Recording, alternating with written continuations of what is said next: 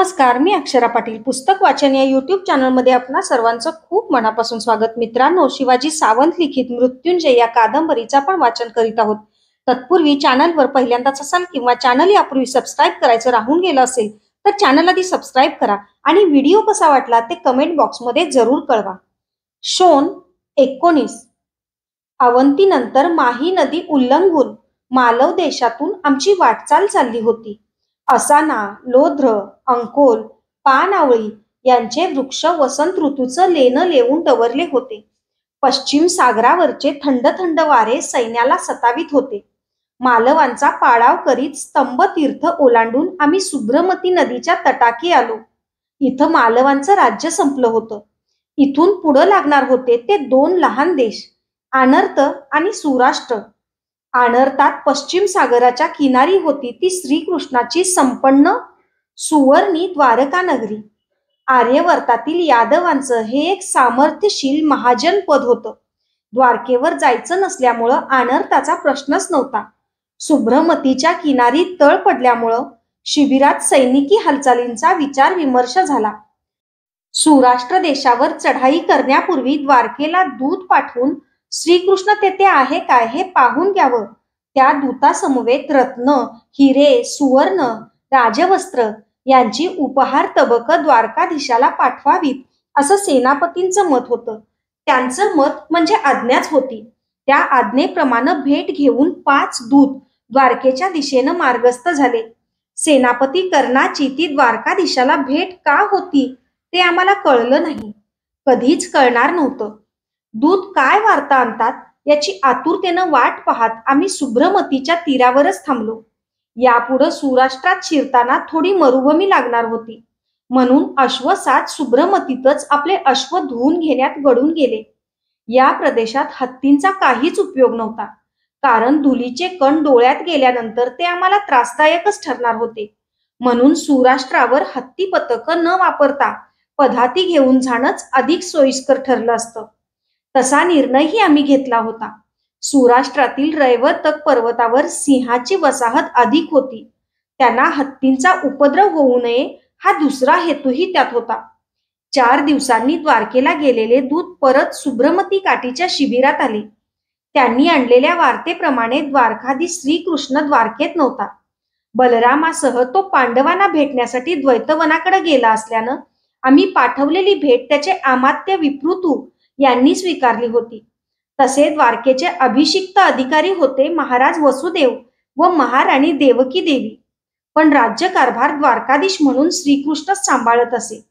नगरात युवक बलरामासह श्रीकृष्णाची पत्नी रुक्मिणी, जांबवती, सत्यभामा, मित्रविंदा, कालिंदी, लक्ष्मणा, भद्रा व सत्या या उपस्थित होत्या.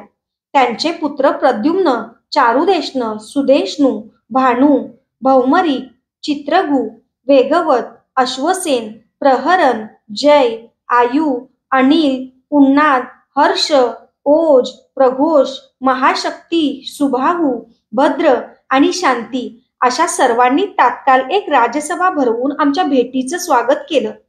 श्रीकृष्णाचा चुलत बंधू उद्धव यानं त्यांच्या सुधर्मा राजसभेत आमच्या दिग्विजयी सेनापतींचं गौरवगान केलं. आता आनर्त देशाला वगळून सुराष्ट्रावर चढाई करण्यास आम्ही मुक्त झालो होतो. प्रभास क्षेत्र पाहून आम्ही रैवतक पर्वताला वळसा घालून गिरीनगरचा पाडाव केला. तिथला सुरत राजा शरण आला. विजयाची इतकी फुलं आम्ही आमच्या दिग्विजयी मालेत गुंफत आलो होतो की माला अर्धी अधिक पूर्ण होत आली होती. सुराष्ट्रातील जलसंस्कारित प्रवाळांची खंडणी घेऊन सुब्रमतीच्या किनाऱ्यानं आम्ही पुढं सरकू लागलो. आमचं मागं राहिलेलं हत्ती दल आम्हाला सव्वीराच्या राज्यात पुन्हा येऊन मिळाली. पुढची भ्रमंती अरोध चालू झाली. धूळ उडू लागली. सिद्धपूर नगर मागं टाकून आम्ही पारियात्र पर्वताच्या पायथ्याशी असलेल्या वशिष्ठ ऋषींच्या आश्रमाजवळ आलो. पारियात्र पर्वत म्हणजे गुहांचं आगार असं आम्ही ऐकलं होतं. हा पर्वत दक्षिणोत्तर असा कितीतरी योजनं पसरला आहे. जेवढी सुराष्ट्रात नव्हती तेवढी दीर्घ मरुभूमी त्या पर्वताला घेरून पसरली होती. पर्वताची लांबी कितीतरी होती, पण शिखरं उदास उजाड होती. इतर पर्वतांवर आदळत होती तशी निळी गर्द झाडं इथं नव्हती. काळ्या पांढऱ्या पाषाणांचे केवळ अक्रोत, निंब अशा झाडांनी आणि निवडुंग तोरणाच्या झुडपांनी कसे तरी झाकलेले उंचवटे दिसत होते. या देशाचं नावच मरुस्थल होतं. पाण्याचा अभाव असल्यानं 50 योजनांवर कुठंतरी एखादं ग्राम लागत होतं. त्यामुळं युद्धाचा प्रश्नच नव्हता. शेजारचा सिंधू देश जयद्रथाचा असल्यानं कुरुसेनेनं सामर्थ्य ओळखून त्यानं अगोदरच खंडणी पाठवली. यापुढचा देश होता विराटांचा मत्स्य. या देशाच्या राजनगरावर विराट राज्याचं राज्य होतं. त्याचा पुत्र उत्तर युद्ध कुशल नव्हता, म्हणून मत्स्य देशाचं नेतृत्व विराटाच्या वृद्ध खांद्यावरच होतं. सिंधू देशाच्या शिबीर नगराहून आम्ही पुन्हा मरुस्थल तुडवीत माघारी फिरलो. विराटावर येण्यासाठी पुष्कर, उपप्लाव्य अशी पारियात्र पर्वताच्या पायथ्याशी असलेली नगरं मागं टाकताना मरुस्थल संपताच लुसलुशीत गवताची विशाल कुरणं लागू लागली. या कुरणांच्या विपुलतेमुळं विराटांचं गोधन आर्यवार्तातील कोणत्याही देशापेक्षा अधिक संपन्न होतं. जागजागी पुष्ट गायींचे कळप शेपट्या चालवीत कुरणात चरताना दिसू लागले. मत्स्य देशाच्या सीमा आल्या. विराटनगर हे मुख्य केंद्र 5 योजनांवर आलं. विराटांचं सामर्थ्य कितीही विराट असलं तरी आम्हाला विजयाची खात्री होती, कारण आता आम्ही हस्तिनापुराच्या इतके जवळ आलो होतो की केवळ यमुना नदीचं पात्र ओलांडताच आम्ही आमच्या कुरु राज्यात प्रवेश करू शकलो असतो. त्यामुळं कोणतंही सहाय्य हस्तिनापुराहून आम्हाला अल्पावधीत मिळू शकलं असतं. मत्स्यांचा पाडाव सहज झाला असता. विराट नगराच्या एका भव्य पठारावर आमची विराट राजाशी गाठ पडली. सपाट प्रदेशावरच्या त्या घनघोर युद्धात आमच्या प्रचंड हत्ती दलानं धुमाकूळ घातला. विराटांच्या सेनापती कीचकानं त्यांना रोधण्यासाठी आपली हत्ती पथकं मध्ये घातली, पण आमच्या प्रचंड हत्ती संख्येपुढं त्याचे हत्ती टिकेनात. खवळलेल्या त्या धिप्पाड प्राण्यांच्या पायाखाली शेकडो विराट चेंगरून गतप्राण झाले. भेदरलेल्या गायी रानोमाळ पळू लागल्या. पूर्ण उद्ध्वस्त झाली. नित्याच्या सवयीप्रमाणे निशस्त्र करून आमच्या सेनापतीनं धनुष्याचा फास विराट राजाच्या कंठात अडकवून त्याला गदागदा हलवीत विचारलं, राजा, तुला इतक्या गायी एकट्यालाच काय करायच्या? शक्य असतील तितक्या गायी मधल्या मार्गानं आजच हस्तिनापुराला पाठव. पराभूत विराटानं मान डोलावून संमती दर्शवली. कुरूंच्या कीर्तिध्वजासमोर मत्स्य राजा विराट नतमस्तक झाला. आमचा हस्तिनापुराचा दक्षिण दिशेचा दिग्विजयही पूर्ण झाला. आता होती पश्चिम दिशा. चैत्रमास संपत आला होता. ग्रीष्म ऋतूत वितळणाऱ्या हिमालयामुळं या देशाकडील नद्यांना पूर येण्यापूर्वीच कुलिंद, त्रिगर्त, बाल्लिक, मद्र, अंबष्ट, औदुंबर, रोहतक, केकय आणि कांबोज हे देश गाठण्याची आमची योजना होती. आमची सेना दिवसेंदिवस खंडणीचे सैनिक मिळत गेल्यानं फुगत चालली होती. विराटनगर सोडण्यासाठी आम्ही राजवाड्याच्या महाद्वारात आलो. घोड्यावर आरूढ होऊन अंगराजांमागून मी वेग आखत मंदगती ठेवून चालत होतो. पाठीमागून हत्तीदल येत होतं. महाद्वाराचा उंबरटा ओलांडताना मी क्षणभर अंगराजाला नीटपणे पुढं जाता यावं यासाठी म्हणून थांबलो. एवढ्यात पाठीमागच्या एकसारखी सोंड फिरवणाऱ्या एका हत्तीनं माझं शिरस्त्राणच सोंडेनं उडवून दिलं.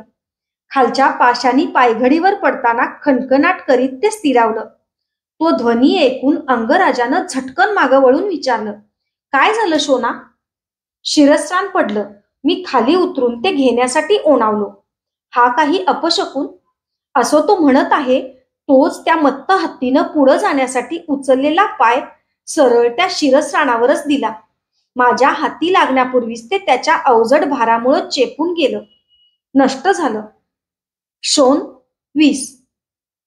विराटनगर सोडताच एकसारखी धाव ठेवून कुरुक्षेत्रावर दृशद्वती नदी मागं टाकत सैन्यानं कुलिंदाच्या चंदनावती या राजनगराला वेढा दिला. राजा कुलिंद वृद्ध झाल्यानं त्याला अरण्यात सापडलेला त्याचा मांडलेला पुत्र चंद्रहास रथारूढ होऊन कुलिंदाचं नेतृत्व करण्यासाठी उभा ठाकला होता. आपल्या पित्याचे ऋण फेडायला त्याला संधी मिळाली होती, पण त्याला कल्पना नव्हती की त्याचं नाव चंद्रहास असलं तरी आमचा सेनापती सूर्यशिष्य होता. सरस्वती नदीच्या किनाऱ्यावर संग्रामाला सुरुवात झाली. चंद्रहास एका निष्णात अश्वसाद होता. आपल्या सेनेतून तो विजयसारखा तळपत होता. कुलिंदांना गर्जना देऊन सावरत होता. अशा धावत्या पराक्रमी वीर योद्ध्यावर हिरण्यवर्मानं एक अचूक बाण फेकला. त्याच्या घोड्याच्या मानेत तो घुसल्यामुळं तो शूर सेनापती घोड्यासह सरळ सरस्वतीच्या पात्रात किंशुक वृक्षासारखा उन्मळून पडला. आपला तरुण नेता कुठंच दिसत नाही हे पाहताच कुलिंद सैन्य सैरावैरा धावू लागलं. आम्ही जिंकलेल्या राज्यात एकही राज्य असं नव्हतं की त्यातील योद्धे सेनापती पडला असतानाही मानाच्या निकरानं लढू शकत होते. ही अनिष्ट सवय आपल्या सेनेतील कुणालाही लागू नये म्हणून कधी कधी आमचा सेनापती घोड्यावरून खाली उतरून सेनापती अंगराज पडले अशी कृतक भूल सैन्यात पसरवायला मला सांगत होता. मागं फिरण्याच्या मार्गावर स्वतः पायी जाऊन चपळाईनं आडवा थांबत होता. जी पथकं माघारी पळण्यासाठी वळतील त्यांना कठोर शिक्षा होती. सर्व सेनेचं त्या दिवसाचं अन्न त्या त्या पथकातील योद्ध्यांना स्वतः शिजवावं लागत होतं. त्यामुळं केवळ प्राणपणानं लढणं ही एकच सवय सर्वांअंगी बांधली होती. कुलिंद हा देश मेघमालेचा आहे याचाही मला विसर पडला होता. इतकी सेनावृत्ती अंगी भिनून गेली होती. चंदनावतीचा पाडाव करून बाल्लिक आणि त्रिगर्त ही राज्य जिंकीत आम्ही शतद्रू नदीजवळ आलो. यापुढच्या देशात रोहतक, केकय, अंबष्ट, औदुंबर, यदू ही लहान लहान राज्य होती. सामर्थ्य संपन्न असं एकच राज्य होतं, शल्याचं मद्र राष्ट्र. या सर्व देशांना मिळून पंचनद हे सार्थ नाव होतं, कारण हिमालयातून उगम पावून पश्चिम सागराला भेटणाऱ्या शतद्रू, इरावती, चंद्रभागा, वितस्तता आणि व्यास या 5 नद्यांच्या विपुल पाण्यानं हा प्रदेश वैभवाला नेला होता. यातल्या मद्रांचा पराभव करताच त्याची प्रतिक्रिया लहान राष्ट्रांवर होऊन ती सरळ शरण येणार होती. म्हणूनच आम्ही सामोरा धरला तो मद्र राज शल्य, सहदेव नकुलांचा सख्खा मामा, ऋतायनाचा पुत्र. म्हणूनच शाकल नगर गाठण्यासाठी आम्ही शतद्रू त्वरेने ओलांडली. चंद्रभागा आणि वित्तस्ता यांच्या मनोहर संगमावर मद्रांची शाकल ही राजनगरी वसलेली होती. शल्याशी सामना अटळच होता. आपल्या राज्यावर कुरूंचं सैन्य चालून येत आहे हे समजताच नगर सोडून आपले पुत्र रुक्मांग व रुक्मरथ यांना समवेत घेऊन तो आम्हाला मधली पुरुषनी नदीच ओलांडून द्यायची नाही या निर्धारानं तिच्या काठी येऊन पहिलं तीरावर ठाण मांडून बसला होता. आम्हाला भेटलेल्या तोपर्यंतच्या सर्व प्रतिस्पर्ध्यात एकटा शल्यच डावपेचात अधिक कुशल होता, बुद्धिमंत होता. त्याला तोंड देण्यासाठी आम्ही सशस्त्र सैनिकांसह शेकडो नौका पुरुषनीत हाकारल्या. पात्रांच्या मध्यभागीपर्यंत त्या पोहोचल्या नसतील. तोच वरच्या दिशेनं वाहत येणारे प्रचंड वृक्ष त्याच्यावर एकाएकी धडाधड आदळू लागले. तोल गेलेल्या नौका पटापट कलंडू लागल्या आणि गवताची पात्यासारख्या पुरुषनीच्या धारेला लागल्या. वाहून जाणारे सैनिक शल्याच्या बाणधारी पथकानं सटासट टिपायला सुरुवात केली. काही मोजके योद्धे सोडले तर सगळं नौका पथक अशा तऱ्हेनं कामी आल्यानं शल्यानं डाव साधला. त्याच्या वृक्षांच्या माऱ्याला हत्ती दाद देणार नाहीत या कल्पनेनं आम्ही 500 हत्तींचं एक भक्कम पथक पात्रात घुसवलं. पण शल्यानं आणखी एक युक्ती काढून तेही उधळून लावलं. पात्रातून सोडलेल्या वृक्षांना त्यानं अनुकुचीदार पाती उलटी ठोकली होती. ती कातळ्यात घुसताच बिथरलेले हत्ती दिशा बदलून धारेला लागले. त्यांच्या रक्तानं पुरुषनीचं पाणी तांबडं झालं. ते हत्ती कुठं गेले हे पुरुषनीलाच माहीत. पहिलं तीरावर असलेला शल्य हातातील तळपत्या सुवर्णाच्या राजदंडामुळं दादाला अचूक ओळखत होता. 3 दिवस आम्ही ती नदी ओलांडण्यासाठी अटीतटीचे यत्न केले तरी काहीच यश येईना. नैराश्यानं आमची उभारीची मनही कळंजून गेली. रोज शेकडो सैनिक पात्र पार करण्याच्या यत्नात निष्कारण गतप्राण होत होते. आमच्यासाठी पुरुषनीच्या पात्रावर अमर बलिदान करीत होते. पण हे कुठंतरी थांबणं आवश्यक होतं. युद्धाशिवाय नाहक प्राणहानी मानवणारी नव्हती.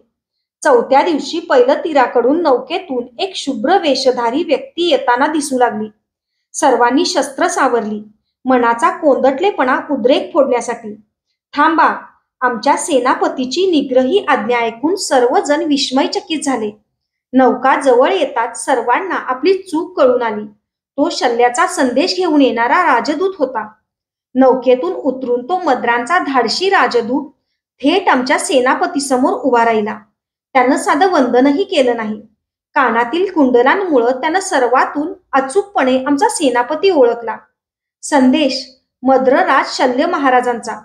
तुटकपणे बोलत त्याने एक गुंडाळी अंगराजांच्या हाती दिली. त्यानं ती तशीच माझ्या हाती देत सांगितलं, उपसेनापती, वाचा तो संदेश. अधीऱ्या मनानं वरचं तलम वस्त्र दूर करून तो संदेश मी वाचला. युद्धकर्म हे बुद्धिमान क्षत्रियांचं कर्म आहे, सुतपुत्राचं नव्हे. आलात तसे माघारी जा. हा धडधडीत घोर अपमान होता. आणि तो कुणाचा? दिग्विजयात असंख्य राजांना धूळ चारलेल्या माझ्या प्रिय बंधूचा, शल्यासारख्या यत्किंचिताकडून. माझ्या मस्तकावरची धमनी क्रोधानं थडथडू लागली. ते संदेशाचं भूर्जपत्र फाडून पायाखाली तुडवावं म्हणून मी 2 हातांच्या चिमटीत ते आडवं धरलं. थांब शोण, आण ते इकडं. अंगराजानं वस्त्रासह ते भूर्जपत्र आपल्या हाती घेतलं. नुसतं ते तलम वस्त्रच मद्रांच्या दूताच्या हाती देत काहीही न बोलता पुरुषनीकडं बोट दाखवून त्याला जाण्याची मूक सूचना देण्यात आली. आला तसा तो नौकेतून परत गेला. भूर्जपत्र अंगराजानं कटिवस्त्राच्या शेल्यात जपून बांधलं होतं. उद्या सर्वांना योग्य आज्ञा देण्यात येईल. आता जा तुम्ही. आम्ही संतप्त मनाचे भाव लपवीत त्याची आज्ञा पाळली. आमचा रणात गर्जणारा वीर सेनापती तो संपूर्ण दिवस एखाद्या योग्यासारखा पुरुषनीच्या पात्रात उभा राहून अर्घ्यदानाच्या ओंजळी अर्पित होता. आता दिग्विजयाला गालबोट लागणार अशी खेदाची घनदाट छटा सर्व विजयी सैन्यावर पसरली होती. रात्रभर पुरुषनीच्या पात्रात दादाच्या ओंजळी जलदान करीत होत्या. आम्ही शिबिरात शय्येवर एकसारखी फूस बदलत होतो. 5व्या दिवसाची सुरुवात झाली आणि सर्वांना आश्चर्याचा धक्का बसला. रात्रभर अंगराज पात्रातच उभा होता. आव्हानांचा विचार करीत की आपल्या आराध्य दैवताला श्रद्धेचे घट अर्पून तिला साकडं घालत ते समजणं कठीण होतं. पात्रातून बाहेर पडताच तो निश्चयी स्वरात म्हणाला, वीर हो, आपण मद्राचं शाकल नगर आता जिंकूच जिंकू. कसं? मी उत्सुकतेनं विचारलं. सर्व पथक प्रमुखांच्या मुखांवर आश्चर्यानंद ओसंडून वाहत होता. शोन, तू आमचा तळपणारा राजदंड घेऊन आमच्या सैन्यात एकसारखा फिरत राहशील. त्या राजदंडावरून मीच सैन्यात आहे असा पहिलं तीरावरच्या शल्याचा समज होईल. पृष्ठभागाकडचं 2 अंशहीनी सैन्य घेऊन मी मागच्या माग पुन्हा शतद्रू ओलांडीन. तिच्या किनाऱ्यानं उगमाकडे जाऊन कुलुत, द्रुहू यांच्या राज्यातून उगमा वळून पुरुषनी आणि चंद्रभागा ओलांडून रोहतकाच्या राज्यात येईन. शाकलनगर मध्ये राहील. एकीकडं तुझी सैन्य आणि दुसरीकडून मागून माझं सैन्य या कात्रीत शल्य अचूक सापडेल. पण यासाठी तुला 1 सप्ताह लागेल. तोपर्यंत आम्ही काय करायचं? तुम्ही 100 हत्तींची पथकं रोज पुरुषनीत सोडून शल्याला सतत नुसतं झुलवीत ठेवायचं. जेव्हा लगबगीनं शल्य पैरतीर सोडू लागेल तेव्हा मी त्याचं शाकलनगर पलीकडून घेरलं आहे हे तुमच्या लक्षात येईलच. पण अशी ही चढाई असावध राजावर केलेली चढाई ठरणार नाही काय? नाही. शाकल नगरात येताच मी शल्याला त्यानं पाठवला तसाच दूत पाठवून स्पष्ट सांगणार आहे की सामर्थ्य असेल तर आपल्या राजनगराचं रक्षण करण्यासाठी आता पुरुषनी सोडून मुकाट मागे ये. तो आला नाही तर युद्धाचा प्रसंग निर्माणच होणार नाही. कारण शाकल नगरात शल्याचं फारसं सैन्य बाकी उरलेलं नसणार. सरळ त्याच्या राजवस्तूवरचा ध्वज उतरवून त्यावर कुरूंचा ध्वज चढवून मी परतणार आहे. आज्ञा. मी कुरूंचा राजदंड त्याच्या हातून घेऊन वायुजितावर आरूढ झालो. आमच्या अग्रभागीच्या सैन्यातून फिरू लागलो. हातातील राजदंड तळपेल असा मुद्दाम उंचावू लागलो. खरं तर वायुजितावर आरूढ होताना मन संकोचलं होतं, पण निरुपाय होता. आमच्या सैन्यातील पृष्ठभागाकडचं अर्ध सैन्य हळूच तसंच्या तसं मागं फिरलं. समर प्रसंगाचा विशेष ताण नसल्यानं ते अधिक बळकट होतं. दादाचं नेतृत्व लाभताच तर ते उफाळून आलं. शतद्रू पार करून ते पंचनंदातील 5 नद्यांच्या उगमाच्या रोखानं निघालं. माझ्या फिरण्याबरोबर पहिलं तीरावरून शल्याचा ध्वजधारी रथ कुशलतेनं हलत होता. मी म्हणजे हाती राजदंड घेऊन शुभ्र वायुजित घोड्यावरून पाहणी करणारा अंगराजच आहे असाच त्याचा समज झाला होता. रोज 100 हत्तींचं पथक आम्ही पाण्यात एकामागून एक लोटतच होतो. शल्य त्यांचा निपात करीतच होता. आपल्या सैन्यात गर्वोन्नत मानेनं गरगर मिरवत होता. 5 दिवस झाले आणि पहिलं तीरावरचं शैल सैन्य एकदम विचित्र हालचाल करू लागलं. घटका दीड घटकेतच पहिलं तीराचा सगळा किनारा निर्मनुष्य होऊ लागला. अंगराजानं झंझावती धाव घेऊन पलीकडून शाकल नगराला घेरल्याची ती स्पष्ट खूण होती. यक्षिणीची कांडी फिरल्यासारखी शल्यानं शेवटी पुरुषनीचा किनारा सोडला. आनंदानं नौकांची असंख्य पथकं पाण्यात लोटताना आम्ही घोषणा दिल्या, कुरु सेनापती अंगराज कर्ण महाराजांचा विजय असो. त्या नादानं आमचे आजवर असंख्य हत्ती वाहून नेणारी उन्मत्त पुरुषनी सुद्धा थरथरली असेल. धन्यवाद. अशाच नवनवीन आणि विविध विषयांवरच्या कथा, कविता आणि पुस्तकांसाठी पुस्तक वाचन बाय अक्षरा पाटील हे चॅनल सबस्क्राईब करा आणि व्हिडिओ कसे वाटतात ते कमेंट बॉक्समध्ये जरूर कळवा. थँक्यू.